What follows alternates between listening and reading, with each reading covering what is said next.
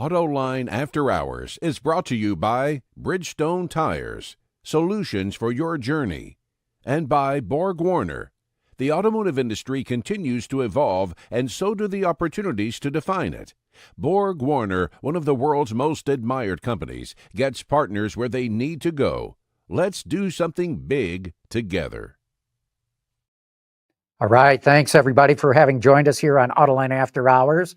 Got some interesting show here. Let's tell the audience who we got. Why don't you start, Gary? All right. So we have Chad Durkee. Now, you've got like one of the world's longest titles. I do. And So what's the title? I'm getting there. Technology Scouting and Innovation Fueling Global Manager. That's right. Is that right? Yes, it's a mouthful. Does it fit on a card?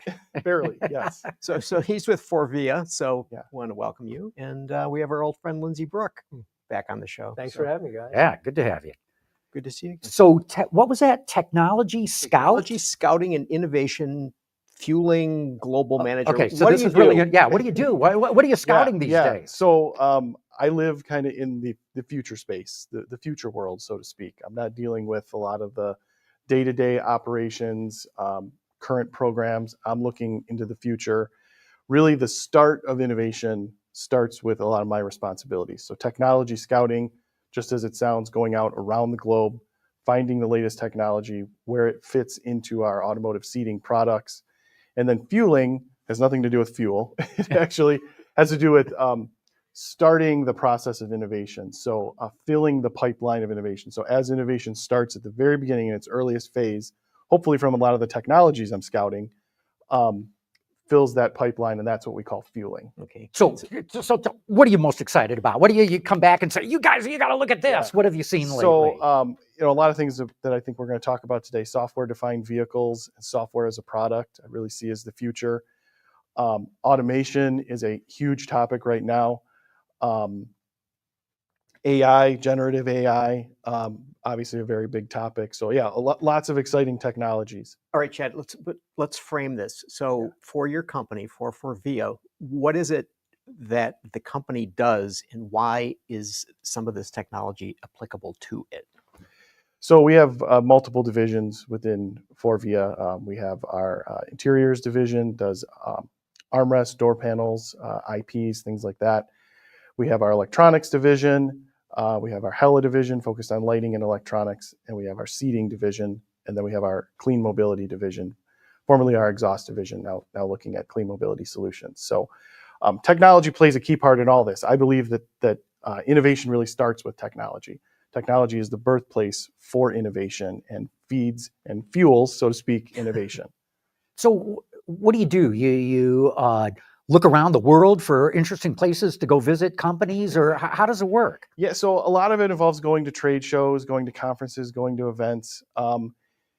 Innovation really, it starts with technology. It also starts with a pain point that you're trying to address. So there's something in your vehicle, specifically with me, in seats, that is a pain point. It's something that's a pain point for our industry. It's a pain point for the consumer, the end user.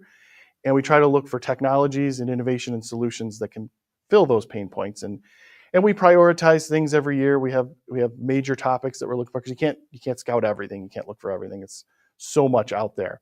So we focus on the key topics and try and figure out how to find technologies to fill those topics. So are these technologies process, meaning making the product, or is it product? You're looking for a new foam or a new material, or it's really both. Really both. I mean, there's definitely a process side of it, as I was referring to with automation a minute ago. And then there's the product side, of course, sustainability, like you were saying, with new foam, different technologies as the world evolves, as like software-defined vehicles evolves. There's new technologies that are needed to allow these new technologies to blossom and mature in our industry. We had one of your competitors on the show months ago, Yeah. and was asking them, what are you hearing from the automakers? What do they want from you? And he said one of the key things was designing labor out of making seats. Is that what you're hearing too? Yeah. When you mention automation, I'm making the connection that way. Sure. Yeah, automation is really about optimizing our process. So looking at building in optimizations for quality checks, for example, using machine vision and things like that. Wrinkles in seats are a big problem, and they're very hard to detect. Somebody standing looking at seats for hours upon hours every day, it's a very tedious job.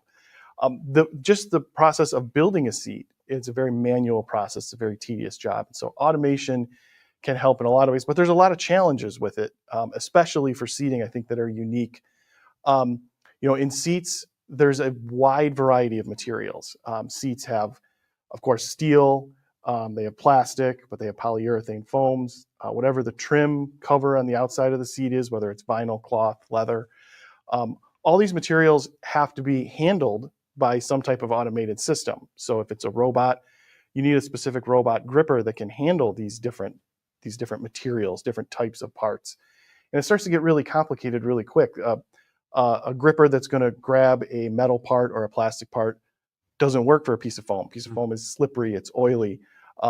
It doesn't work for a trim cover that's an aesthetic part. You can't grip and damage the part. So we need unique solutions, and that's where technology scouting comes in, to find those solutions, find those technologies, and figure out how to apply them for our applications.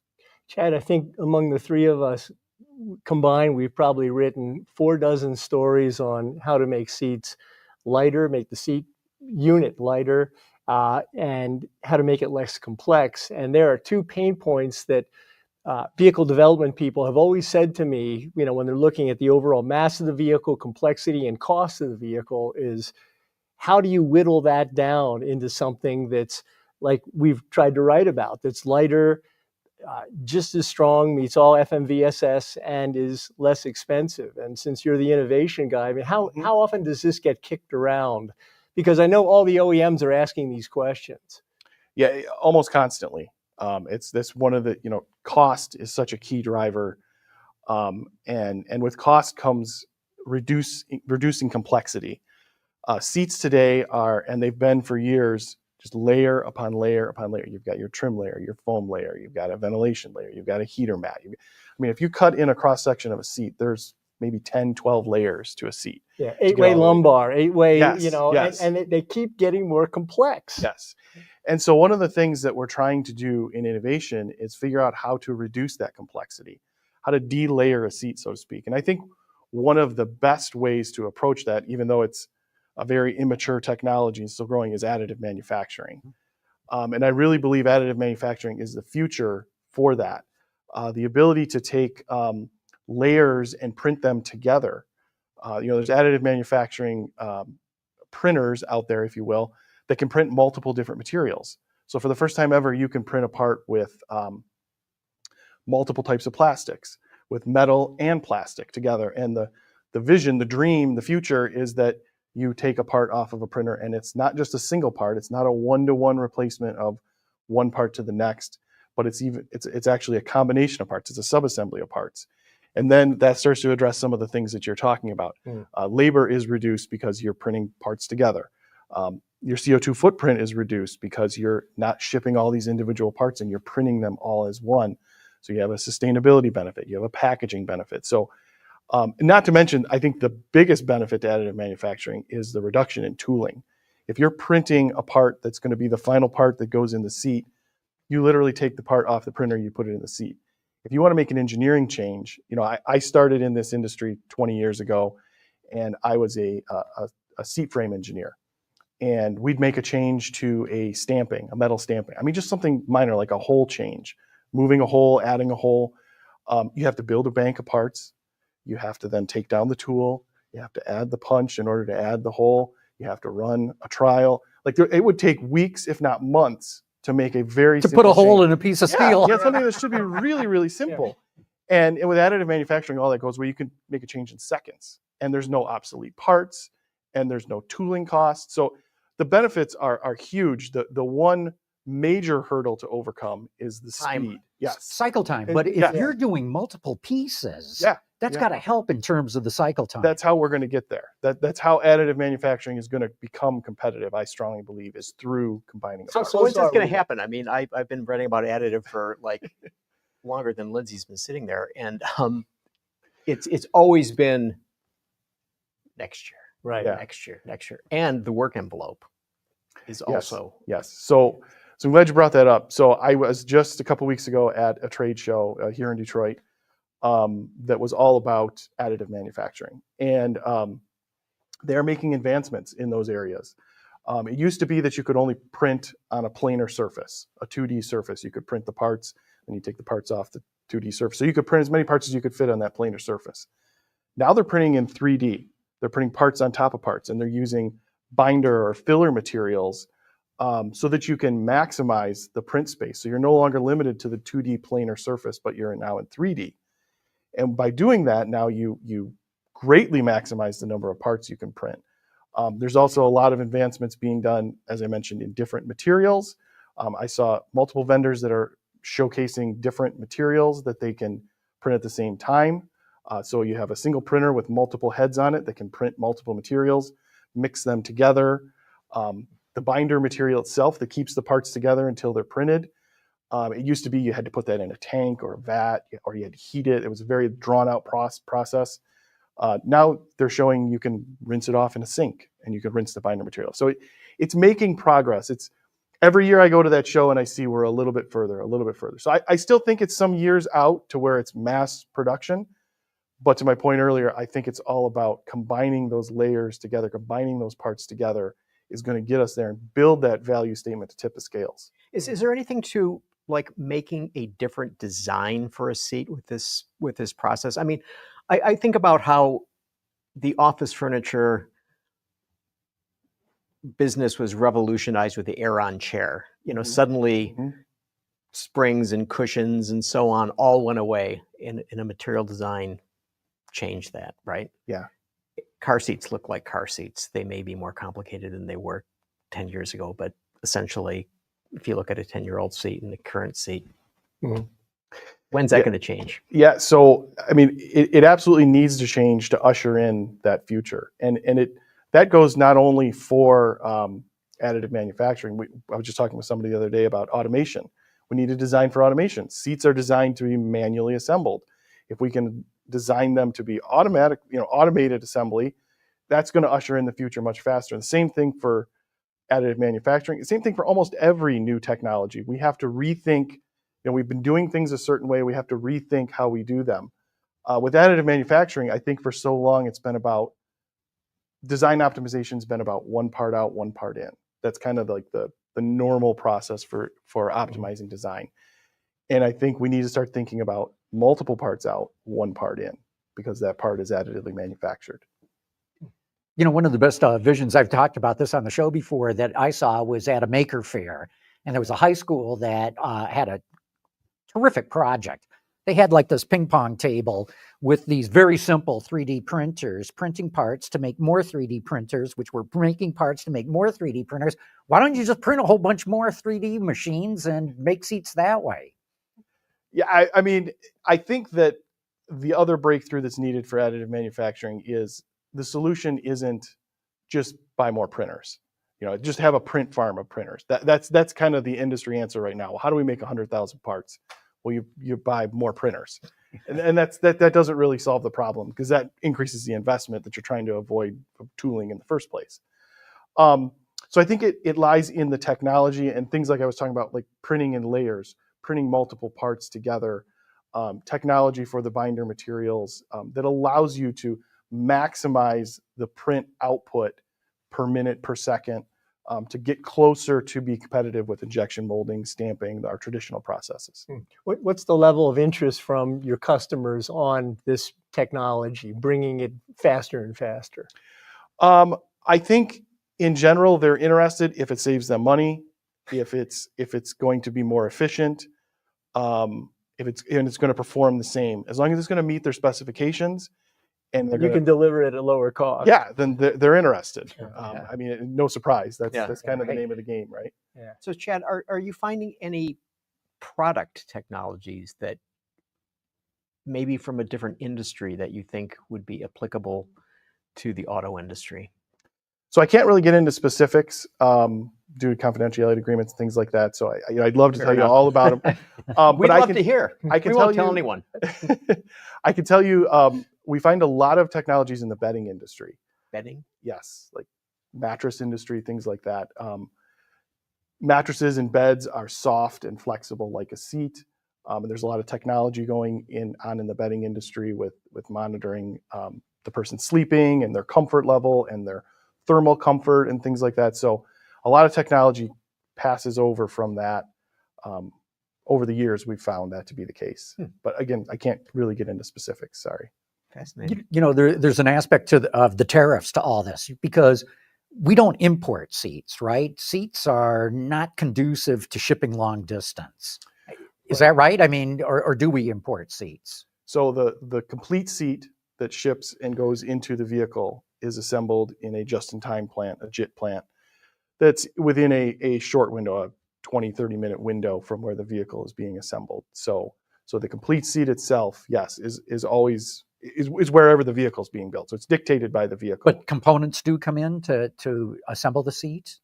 Yes, yeah. So specifically on tariffs, our company is monitoring them. We have action plans in place to figure out how to mitigate the risk.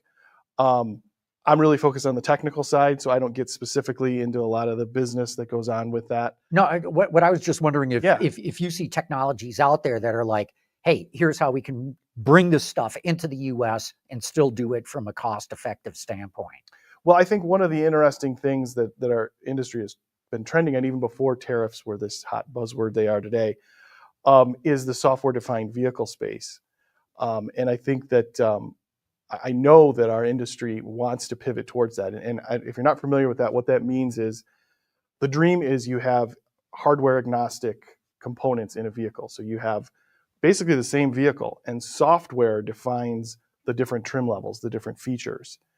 So it's all driven through software, which is a huge challenge for us at Forvia, because we're traditionally a hardware company, especially in seating. It's almost all hardware. Mm-hmm.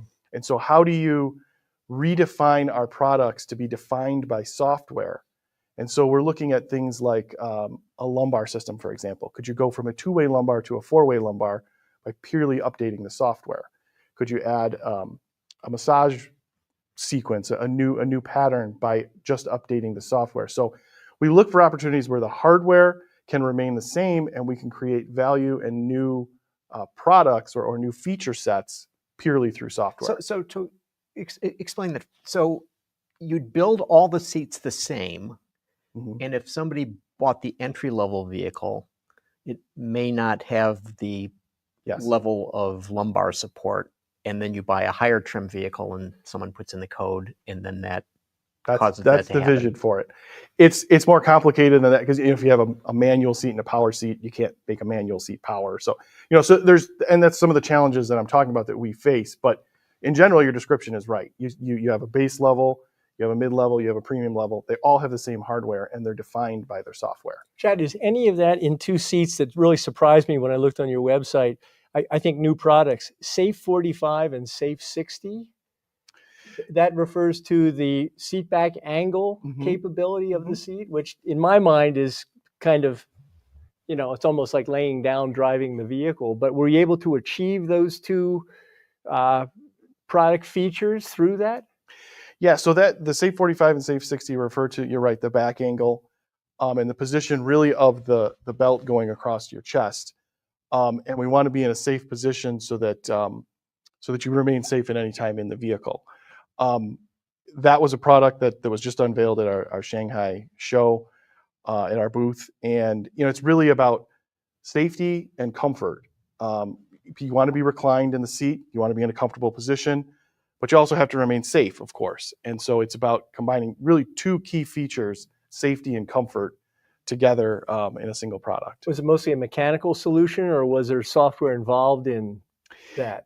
That's more hardware driven than software. I thought so. There's a little bit of software involved in the position of the occupant, and that relies on hardware sensors in the seat, but it's software driven. But it also relies very heavily on hardware as well. Yeah. Any particular markets that want a 60-degree seat reclining angle? I'm sure there are. I haven't been involved specifically with the market studies behind those products, but I'm sure there are. Chad, interesting. Is there a greater concentration on seating as auto companies roll out more autonomy, which means that the people are going to be in the cabin, just sort of maybe at 60 degrees, Laying down just and relaxing. sleeping. Is that becoming something that you're charged with finding more about? Yeah, it certainly is. It's interesting. We always say about seats, they're the one component in the vehicle that you're always in contact with. You're always touching. I mean, a steering wheel you are until you're in autonomous mode, and then you're not. And so the big challenge it goes with the Safe 45 and Safe 60 is keeping a person safe in all of these different positions.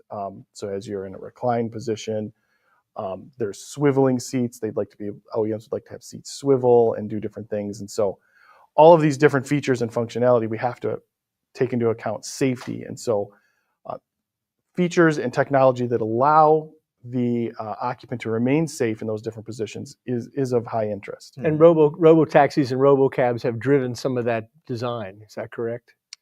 Yes, I'm sure they have.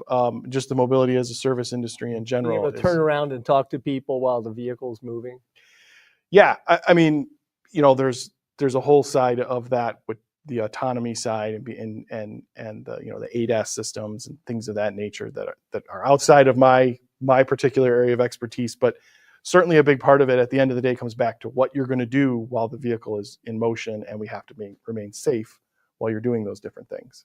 As you're looking around for this technology, are you finding particular areas, geographies, that seem to be more beneficial in terms of having these technologies that you may find applicable to your product? So you're speaking like geographically. Yeah, so Europe, Asia, US. Yeah, the US is definitely, North America, let's say, US and Canada together, are definitely the leader worldwide, where I find the most technologies. But there's a lot of technology development in Europe, and there's a lot going on in China as well, as you guys can speak to that just got back from China. Yeah. There's a lot of advancements, but I would say the number one area is North America, specifically US and Canada. I'm interested in what you're saying of swivel seats. I want to say it was either Pontiac or Oldsmobile, if I remember right, in the 1960s, had at least the driver's seat that would pivot out, so it would just swivel a bit to make it easier to get in and out of the car. And I would just think that today with the H point, the seat cushion higher, especially in trucks and SUVs and things like that, a seat that would swivel would just be, I would think, a feature that customers would go for. They absolutely would. The biggest challenge is validating. Having that swivel, even if it only swivels when the vehicle's in park, having that kinematic and that motion to allow it to swivel outboard to welcome the occupant, or swivel inboard to talk to your passenger or other passengers in the vehicle.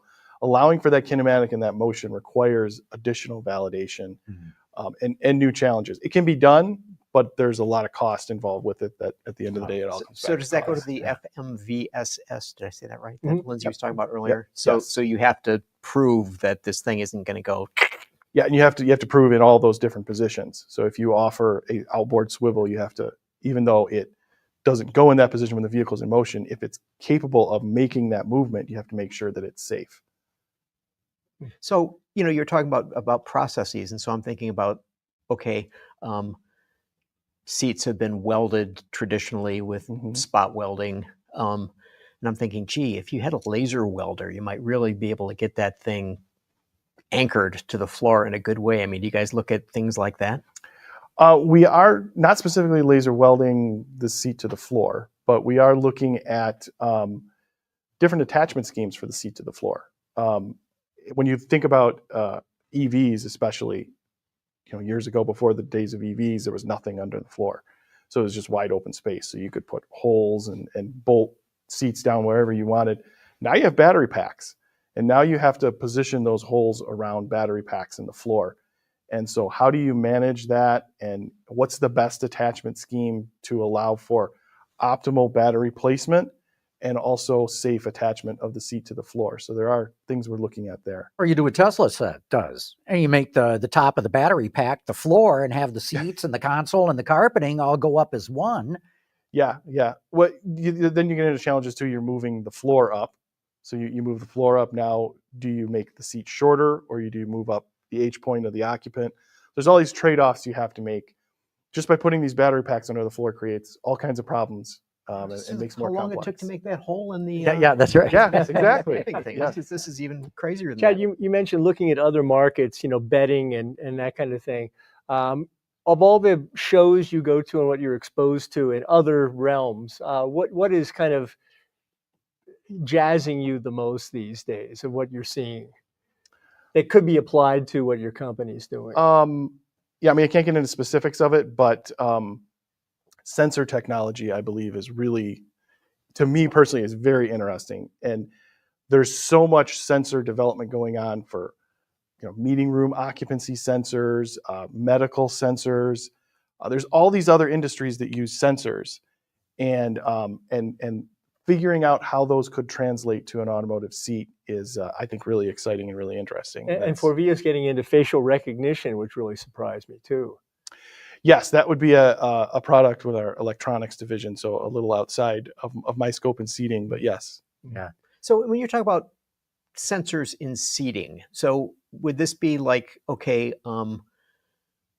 it would sense my body heat and then maybe send a signal to the HVAC system and say he's cold or he's warm, adjusted, or that's one scenario. I mean, it's more so about monitoring posture and comfort, and things like that. And I would think medical emergencies. You're in danger of having a heart attack. You're in danger of having an epileptic fit or something that could impair your driving. Or you're drunk. Or that. But I don't know. Do you if you can sense that through the seat? You have to be really drunk. Yeah. Well, That really is up to the OEM, how they want to use the technology. There is technology out there that can do that, but it's really up to our customers how they want to use it. We're not in the business of making medical devices. So, something that can detect a heart attack or a stroke or something like that. That's up to the OEM, how they want to use it. That's up to our customers. We'll just provide the technology and let them apply it how they want. Okay, so I'm on a long distance drive and the thing senses, wow, his butt is getting sore. So would there be a way of like adjusting the foam or something to make it Well, we softer? can adjust the seat. We can adjust the back angle. We can adjust the cushion angle. Kick on the massage feature. Right, Yeah, right. And this would be without driver intervention. You at least, I believe the law is you have to alert the driver that you're going to do something. Anytime you're going to make a adjustment without their consent, you have to alert them the seat's about to move. So there would have to be some warning that would pop up that says, you've been sitting in this position for too long. Would you like the seat to adjust your comfort? And you acknowledge it, and then the seat makes an adjustment. But it can't just start moving on its own. But you see sensors allowing you to do stuff like that. Yes. Real good. We're going to have to wrap up this segment of the Okay. show. Chad, thanks for coming on. I can't wait to see the kind of seats that we're going to have in our cars in a few years, and know that you were out scouting for that technology to go in there. Thank you. Thank you. It's a pleasure being here. Real good. Yeah, thanks Appreciate again.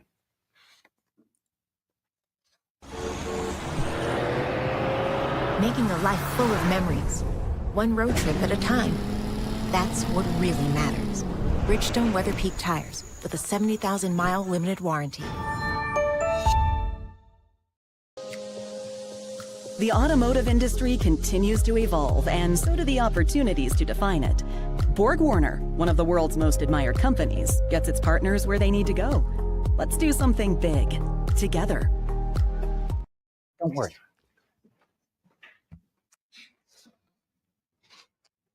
Okay, we're back. And now we've got Paul Halterman joining us from Autodatas, right? Yeah, we're benchmarkers. We like to look at new energy vehicles, so hybrids, plug-in hybrids, REEVs, which is really hot right now. Yeah, And E-revs, as we say on this side of the world. well, everybody's got their own acronym for it now. It seems like some people call them REEVs. But they all have the same thing, right? It's how do you get more juice in that battery and extend the range of the car. So when will we see that here? Well, we're always going to be a laggard in in NEV technology, but we will be seeing some REV vehicles on the road here in North America. This pretty year, soon. I mean, the Dodge Ram, or the Ram talked Charger. about that for Yeah, we've been now. talking about that forever, right? It's going to be a while before we're going to see, I would say, like a BYD car with 2,000 kilometers of range and that sort of thing. But I think it's really going to happen because those drive lines are perfect for our large trucks, our large SUVs, and I really think that that's going to be the way that we're going to be able to keep those kinds of vehicles in our fleet. Yeah. Paul, you got a keen eye on China. You spent a lot of time there. I think just got back from Shanghai. What's at the forefront of your radar right now in terms of technology in that marketplace? Well, obviously the solid-state batteries that are coming online. So last year's Beijing show, you had SAIC announce their battery that is a semi-solid-state battery. There was another car maker that talked about their semi-solid, has never gone into production with it. That would be NIO, and that was kind of interesting. But now this year you've got Chery going into production with their lineup. They're saying 2027. Everybody's looking at like 2027 for the first what we call ASSB, all solid state battery applications. Are they CATL batteries, or who's the vendor? In the case of SAIC, no, and there's a mix. Interesting. There's a mix. So there's a couple things going on in China right now. You had the Chinese government put together a consortium about maybe 8 months ago between CATL, Chery, a few of the other guys. There was a handful of people who didn't play. And the reason that they didn't play is they already have it. Okay, so, but it's going to go into the premium cars at first, and because it's a cost hit, but it's a big weight save. It's a big improvement in energy density. It's a big improvement in safety. I mean, we're not going to have fires when solid state batteries are out there. I was there at the Shanghai 2 last week, and CATL was showing off sodium batteries. Mm-hmm. So they had a starter battery, low voltage starter battery for big diesel trucks, all sodium, lithium sodium. And they also showed a battery pack for a car that was sodium. And I was told that they're shooting for $30 to $35 per kilowatt hour with those batteries, which means the whole BEV powertrain would be much cheaper than an ICE powertrain. And, the big question mark over sodium is, what's their cycle life? How many times can you charge and discharge them? Cycle life and power density, those are the two big open questions. Right, and you need at least 1,000 cycles minimum before Automotive will consider it. CATL was claiming 3,000 cycles on these sodium batteries. So you're talking about charges? Yes. Charges, yes. Right. Yes. Because, each time you discharge and charge a battery, it degrades it a little bit. And with sodium, it was like they give out before 1,000 charges, so everybody wants a battery that's going to last the lifetime of a car. But when I heard $30 to $35 a kilowatt, now it doesn't have the energy density of LFP, but they're getting very, very close, they claimed. And so I thought that was a pretty exciting development. And you can minimize the thermal management system with those batteries. Is that correct in the vehicle? Unaffected by cold weather is what they told me. And actually, if you take a look, CATL and even BYD, they are both evolving their batteries so that they can be competitive longer. Okay, they've had a lot of capital investment there. I like to compare it. Remember, 30 years ago, they were talking about the plastic car, and then the steel guys, what did they do? They came up with the HSLA and all these other variations. And I really think that's gonna play out in the battery space too. But the other thing I think was really interesting about Shanghai was all of the potential L3 ADAS stuff that's coming out, because that's really interesting. I always like to tell people that I'm hoping to be the first generation whose children do not have to take the car keys away from me. So, and I told my wife, I think we're still on schedule. So Paul, I want to ask you about the vehicles that you saw at the Shanghai show in terms of the number of introductions that were EVs versus the number of introductions that were ICE vehicles. Well, obviously in the China market, it's all about NEVs. That's plug-in hybrid, the REVs and the BEVs are all combined into that. The legislation is written that way. You get the license plate quicker in the large cities. You don't have to go free. And free, exactly. You don't have to pay the $20,000, and there's just all these advantages to it. If you take a look, China's running at about a 55% star right now on NEVs. So it's really happening. So, but what was interesting is, for me, the biggest thing that I found interesting at the show was um, Toyota, Lexus, and Audi, and SAIC Audi. Not for those of you who don't know, there's two Audis in China. Yeah. There's the FAW Audi, which was the first joint venture that Audi had in China, and then they created one with SAIC a couple of years ago. They'll have their own dealer networks. They have their own unique cars. You actually have to go to maybe two different Audi dealers in a city if you want to look at SAIC's Audi versus FAW's Audi. But the FAW Audi is built off of, the SAIC Audi is built off of the IM Motors platform that SAIC has. And it was a really nice, quick go-to-market. They don't have the Audi rings on the front of it. Well, you know, we got to talk about that because this was the show where Audi started showing cars that just said AUDI without the 4 rings.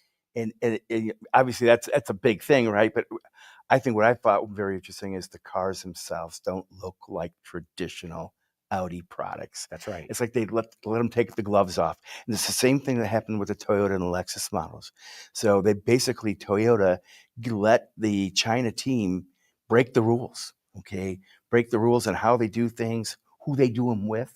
I find it very exciting because for me, it's the first time I've seen Japan Inc. like really punch back, okay? So who is the alpha dog in that play brand-wise? Is it Audi? Why would Audi be in there for the customer to brand heritage, et cetera? Why bother? Well, come back to the point I just made a little while ago, and that is that, you know, it's the largest car market in the world, and it's 55% NEV. Mm-hmm. If you don't have great NEV products, you're not going to be competitive. And I hate to say it, but the first round of stuff that came out of Wolfsburg wasn't that great. Right, post-Dieselgate. But from any of the legacies. Exactly. Yeah. So, and that's where I really give VW credit. You know, when they sat down and they started doing the joint ventures with the Chinese companies and went after software and you know, they bet big. They bet big.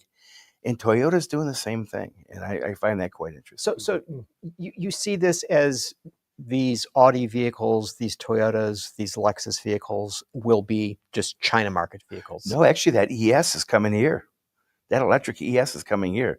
You take a look at that ES that they showed at the show. I loved it. I thought it was gorgeous. Well, we'll see if they build it here. Well, yeah, but they might build it in Japan, okay, and bring it here. I don't think they bring it from China, but it's still going to get hit with a 25% import tariff as the way things stand for 2.5 more years.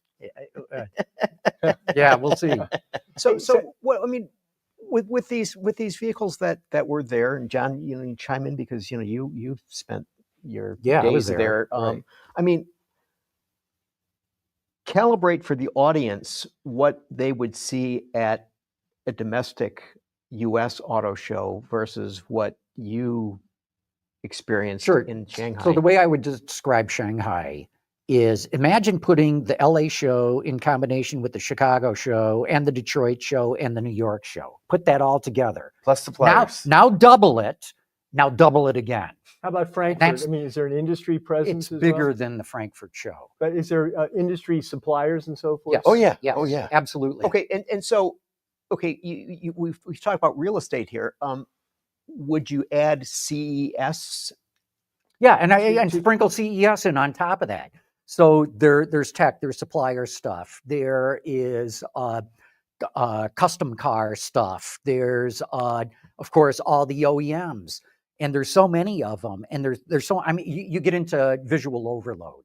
It's like, what the hell car is that? What brand is this? What is it? It's like, I mean, if you're a car freak like we all are, and like everybody watching the show is, I mean, you're going to OD on everything that you're looking at there. And the thing that was helpful, I think, for a lot of people that aren't used to all of these brands underneath these companies, SAIC had their own hall, okay, and it was all SAIC. So MG's there, okay. IM Motors, this Audi brand. Same thing at BYD. So you go over to the BYD hall, you got BYD, you've got Denza, you've got. But remember, when you say their hall, only one floor because it's a double floor thing. So yes. I mean, when you say it's a whole hall, it is a whole hall. Yeah. But it's only on the first floor. Yeah. You go up on the second floor, there's a duplicate of that. Lindsay, The only thing that comes close to it was Frankfurt in the old days. Yeah, sure. But yeah. but it's still That's what I'm much thinking. better, glitzier, more tech. Yeah. It's the I'll tell you one Godfather. thing that surprised me, because I was there for one of the media days and a public day. So or industry day, Mhm. excuse me. And so I deliberately went to see the Ford booth and the GM booth just to see because I've always heard people in the media say, oh man, you go to Xiaomi, you go to Neo, it's jam packed, and you go to Ford or GM and you can shoot cannons through and not hit anybody. Not true. The Chinese were all over the Mustang GT convertible. They were in and out of the Bronco with the doors off it. I mean, and one of my hosts told me, yeah, he said, look, iconic American brands still resonate, even with everything going on. And I love the Buick display. I mean, Buick that display, product is gorgeous. I- It's gorgeous. Well, I had to ask myself, okay, are you just a homeboy here looking at Buick and saying it's the best looking cars in the display? They were the best looking cars there. The concepts that they showed were knockout good. They're not that far from their production intent. Right. You could tell they're very close to production. Okay, but in the China market, General Motors has 6% of the market. Yeah, and no, 2/3 of the 6% is from Wuling and Yeah, Baozhong. that's right. So That's right. basically, it seems to me that based on that, what these people were looking at were like unicorns that happen to be wandering through the halls. Like, ooh, look at that. It's to Paul's point. Like you were saying, the Japanese are finally starting to punch back. The Germans are starting, so are the Americans. They've all gotten their clocks cleaned. It's taken them a couple of years to realize what the hell do we have to do. Now they're on the verge of doing it. And one of the best-selling executive MPVs is a Buick GL8. Yeah, the GL8. Built off the old GM minivan platform. That's right. You see them everywhere. Exactly. But one of the reasons why GM has to do this is they need to go back to the market share they had a few years ago. General Motors was very strong. Buick was huge. Yeah, exactly. Yeah. Exactly. And it's why it's important for them to invest in the electric space. I have friends of mine that say, oh, why is GM and Ford investing in electric cars? Because Europe is pushing 25 points. China's over 50 points. These are international companies. If they want to stay in business long term, they better be playing, because if not, they're just going to go further backwards. Right. But did you guys? I mean, so you were talking earlier about say BYD and what it is bringing to market with clever batteries and it's got advanced ADAS systems and so on. I mean, do you see companies like Ford and General Motors being competitive with that, or just being in the market and As a brand. They will be a follower, but they're going to have to be competitive because they just won't get the sales. Look, they're just going to, for the China market, they'll adopt Chinese technology. They'll go to the Huawei's or the Xiaomi's or whoever it is and say, we want that too. You see, German premiums are actually adopting the Huawei Harmony system on their vehicles. That's right. A big surprise. Right. Big surprise. You mentioned SAE Level 3 autonomy, and I've always wondered over there, one of the impediments for AV in this market in general has been concerns over data privacy, data security. I mean, there's Senate subcommittees. Liability. They love this kind of thing. And with your knowledge of China, Paul, it's a surveillance society. It's a communist, autonomous, or autocratic society. Are there those impediments over there for the Chinese OEMs that don't exist over there because they don't have any worries about data security or privacy? Well, so it's kind of interesting. The government's very concerned about mapping in the marketplace. So you've seen some local consortiums set up so that the international car makers can do business with them. There are concerns about liability. Just a few weeks ago, there was a massive crash with a Xiaomi SU7 with their ADAS system. But what it's nice about it, the Chinese government is actually saying, you know what? We are actually going to release some standards. And that's what the industry likes. That provides certainty, right? If there's a specification, we can design to the specification. And the other big thing is they're wanting to make sure that the marketing guys stop calling this stuff autopilot. Okay. Yeah, right. Yeah, but in terms of scooping up data, which AI is just ravenous about, is the government kind of hands off that because they're doing it anyway to their own citizens? Well, the automakers are grabbing the data they need to do what they're doing, and the government's letting them, and I'll leave it at that. One thing I want to get on to Slate, but just to wrap up our talk about the Shanghai show, you'll get a kick out of this, Gary. I cannot believe how many Chinese stopped me to take a selfie. And I had one guy run up and he had Autoline After Hours playing on his phone. And he said, "Is that you?" And I said, "Yeah, that's me." And he said, "I got to take a picture."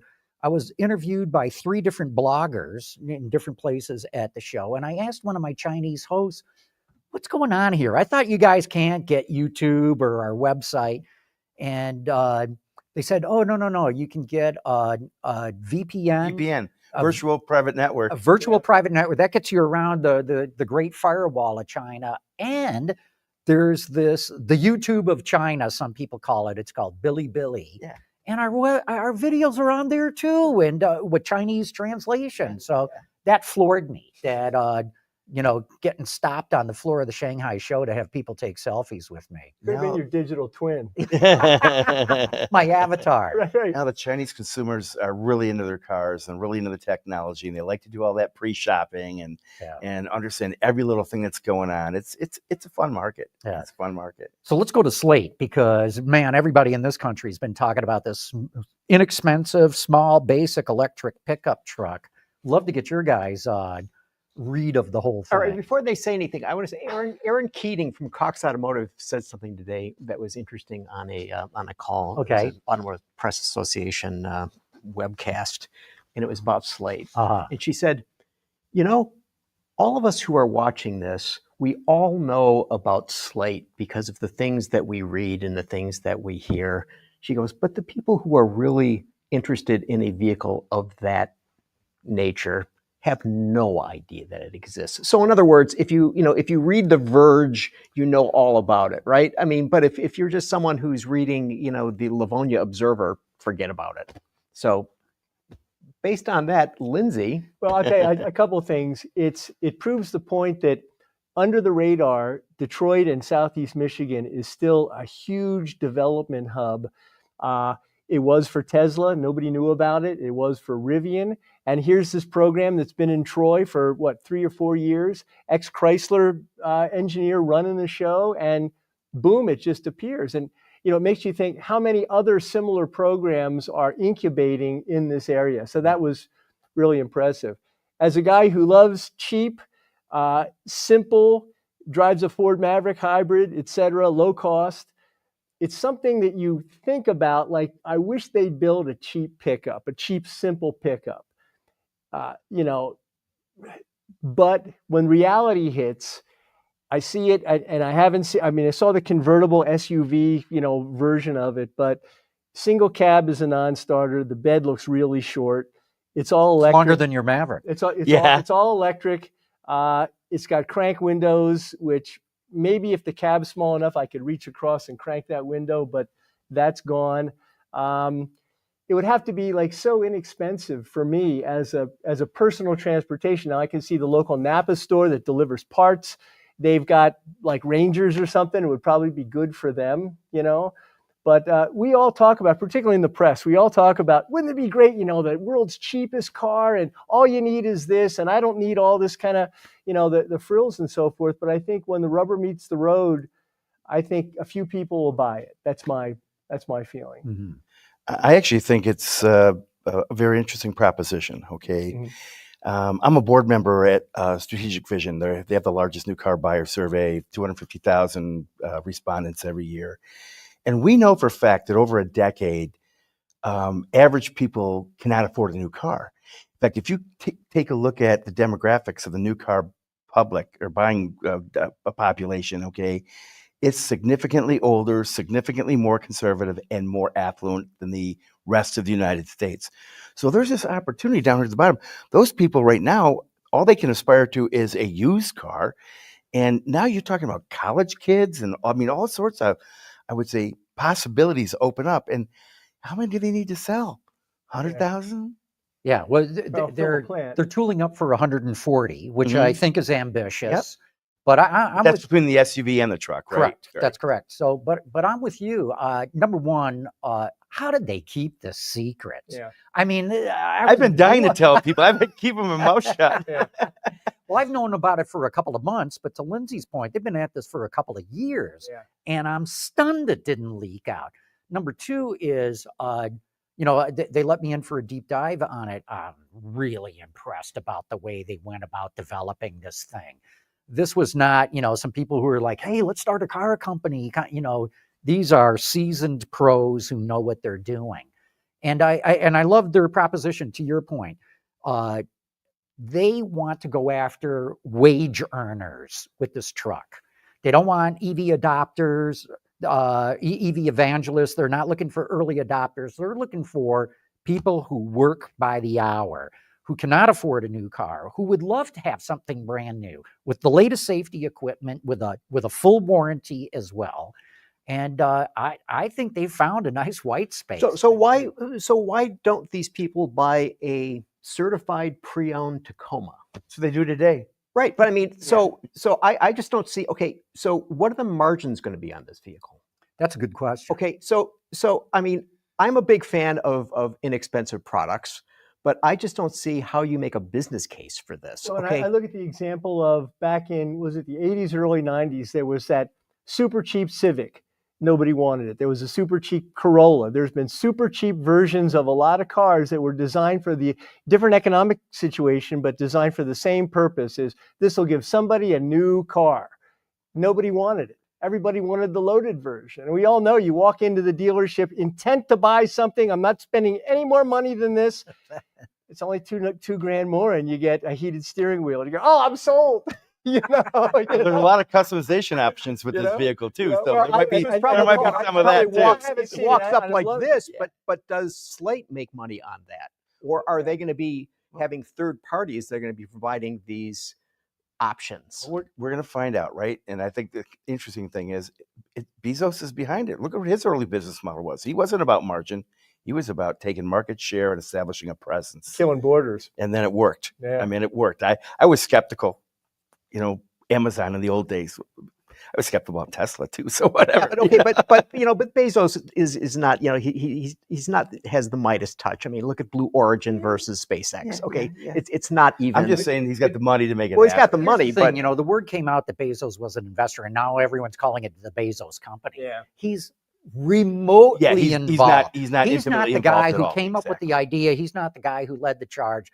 There's two billionaires that started this whole thing.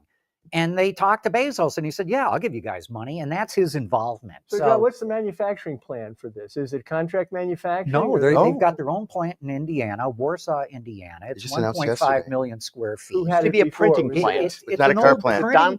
Our Donnelly printing plant. Oh, no kidding. Right. Okay. Yeah. So, I mean, these guys have been so frugal. It's really impressive. So I'll give you one little story. They found out that a company down the street. Oh, and so they moved into a headquarters building that Mahle had vacated. So there's just a building sitting empty there. Boom. They don't build some beautiful palace. They move in. They see that a neighbor down the street is getting rid of a whole bunch of office equipment, chairs and desks. They went, woohoo, that's exactly what they need. They went garbage picking for all that stuff, so to speak. And so the vehicle is molded plastic, much cheaper than going with stamping. It's not painted. You just eliminated $300 to $500 million worth of the paint shop right there. Color? No, you're going to get wraps, all different colors and patterns and everything that you can customize the look of the truck. Even stickers for the wheels to customize the wheels. So, and won't you be unhappy after you have this wrap, and after about 6-8 months that put another wrap on it, give you another color? But again, in order to do that, more money.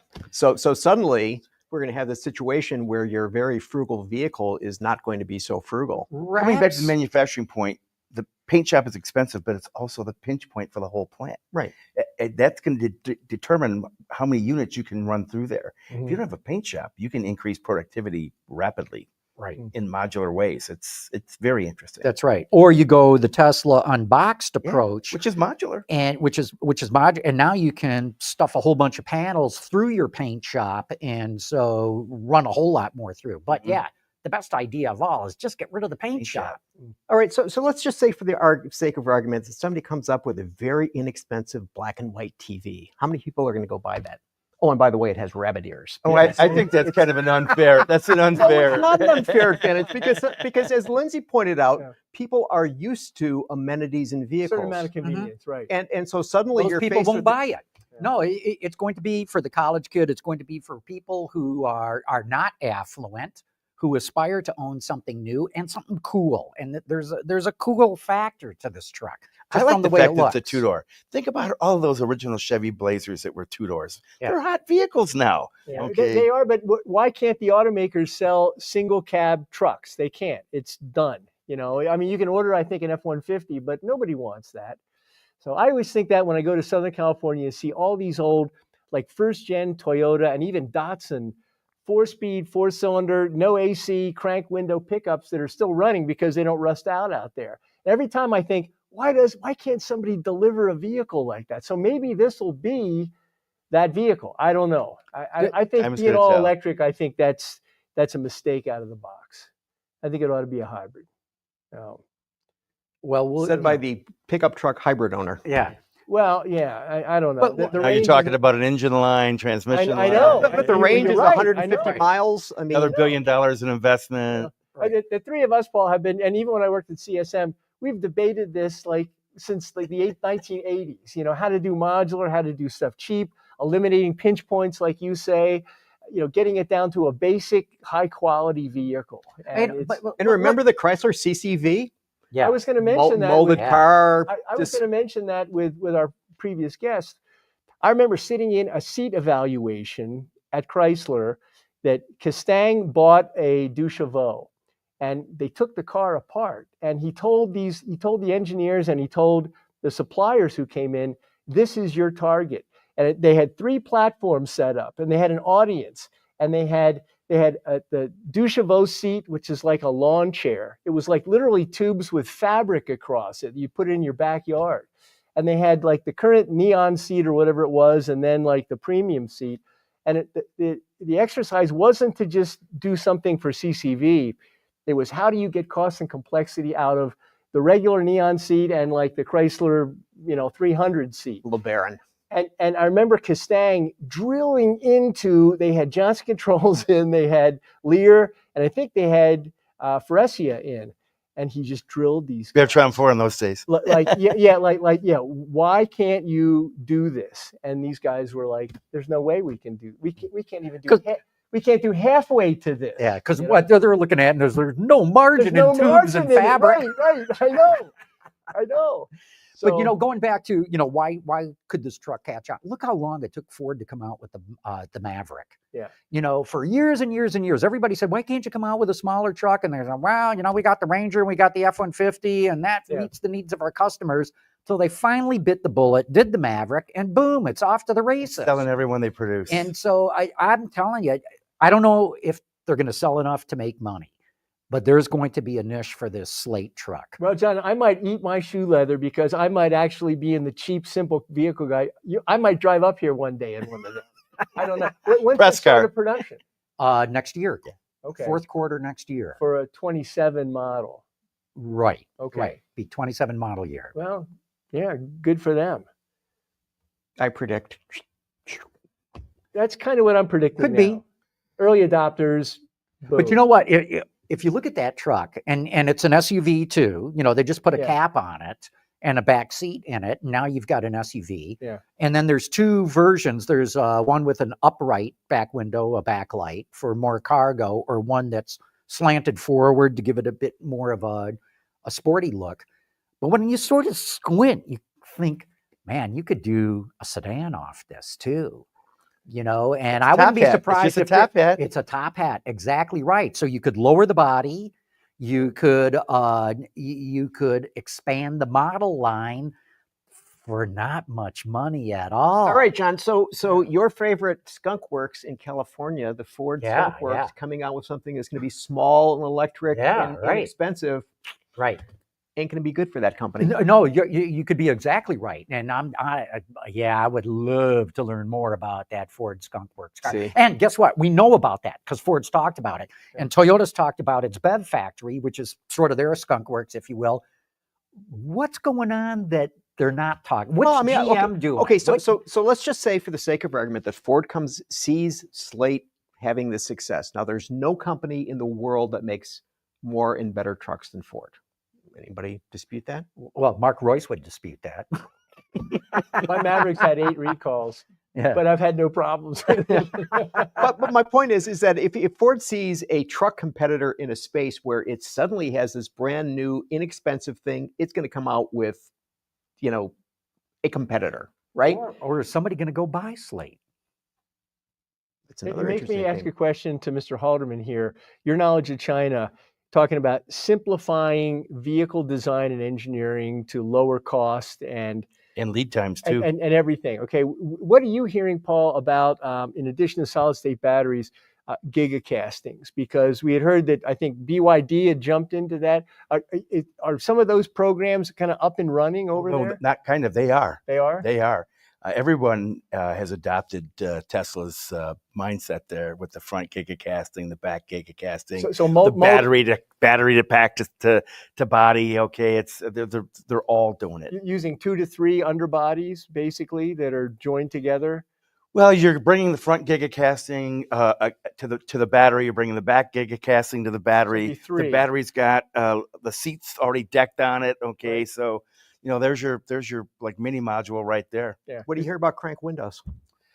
You know what? You can get them on a Mercedes E-Class if you want. In Germany, they custom. But in order. China, In China, I have not seen a car. Okay, a lot of those really cheap Chinese guys are going on. That's the next big thing. Who's going to survive the next 10 years? Yeah. Right. There's going to be one heck of a shakeout Yes. there, and not just there. Yes. It's going to affect. right. gonna But it's going to affect start there. the world. what's your But prediction? why is it taking so long? We Oh, talked about gosh, that in the CSM days, about this universe of some of these companies are like 2,000 units a year, but they're in the hinterlands and they employ people. Yeah, those are already fading out. They're gone. okay? And now the price war that was started in China has made it very uncomfortable. For the little guys. There's only 3 guys making money in China right now, according to my sources. So it's BYD, Li Auto, and who's the third? Tesla. Up until this year. Yeah. Right. Yeah, but see, that tells you everything about the Chinese market as where it's going. Nobody's making money. No. And Except for the 3 we And just is the mentioned. regional government going to bail out NEO again? I don't know. We're going to see. Look, here's what it's going to come down to, because who was it? Geely and who was it, Sean? Do you remember that were going to merge? Shenyang and Dongfeng. Yes. Yes. Yes. So Still talking. here's That'd how the become conversation's that'll going be to the go. biggest company in China. And so here's how the conversation's going to go. Okay, we need to merge and we have to get synergies, so we have to get rid of stuff that's overlapping. So you're closing 3 of your plants, and you're going to say, no. Yeah. You're closing 3 of your plants Right. because we got to keep these jobs going. That's why these plants exist Well, for jobs. Yeah. Particularly those 2 particular OEMs, because they're both state-owned enterprises. Right. They're not public Exactly. companies like some of the other guys. Yeah. Okay? So, Right. and because So those are jobs machines. that's exactly right, and that's where all this talk about synergy is going to break down, I think. Well, I still think we're going to see dead bodies on the side of the road. Yes. Mhm. Yeah. Right. Because you just all the capital investment. Maybe that should be the title of the show: "Dead Bodies by the Side of the Road." So who are the dead bodies? We keep talking about the consolidation that never Everybody's happens. my customer. I can't do that. Yeah. Right. When that goes off. Yeah. Right. Anyway, actually, we're a little bit past our time, unless you got something. Okay, so we're going to wrap up now. Paul Halterman. What? Sean's got. Oh, Aptera. Yeah. So last time I was on the show 2 weeks ago, before I went to China, I sort of went off the nut about Aptera, saying I refuse to report on anything to do with the company until they actually put a vehicle into production. Much to my chagrin, I have found out they're big fans of the show, and they were watching the show, and here I'm ripping them another one. They're the 3-wheeler? Yeah, Out of San Diego. Right. Yeah. So anyway, Sandy Monroe is involved with them. He has acted as a go-between. They've invited me out to come and see their operations. So I'm going to go out there and see what Aptera is all about. And I'm kind of actually excited to see it. They've evolved. They show some interesting product at CES this year. So we exhibit all the shows. We're at CES. We're at Shanghai. We're going to do Munich. So we're going to do Tokyo the next time around also. So it's always interesting to see what's happening. But that car's evolved quite a bit. But Yeah. Well, we haven't set a date for me to go out there yet, but we'll do that, and then I'll give everybody a All full right, report. prediction: Slate or Aptera? Slate. Slate. I would say right now, Slate's got the momentum. They've got a target date. They've got a plant. It's a pickup truck. It's a pickup truck. But the big thing is they have billionaires, backing them. They have a plant. They have a launch date. So They may not be billionaires anymore, though. I'm not saying. by the time this is over, how do you make a small fortune in the auto industry? Yeah, we know how that joke goes. Anyway, Lindsay, Brooke, great having you on the show Thanks, as guys. always. And Gary, you and I will be back again next week, and we hope you join us then. AutoLine After Hours is brought to you by Bridgestone Tires, solutions for your journey, and by Borg Warner. The automotive industry continues to evolve, and so do the opportunities to define it. Borg Warner, one of the world's most admired companies, gets partners where they need to go. Let's do something big together.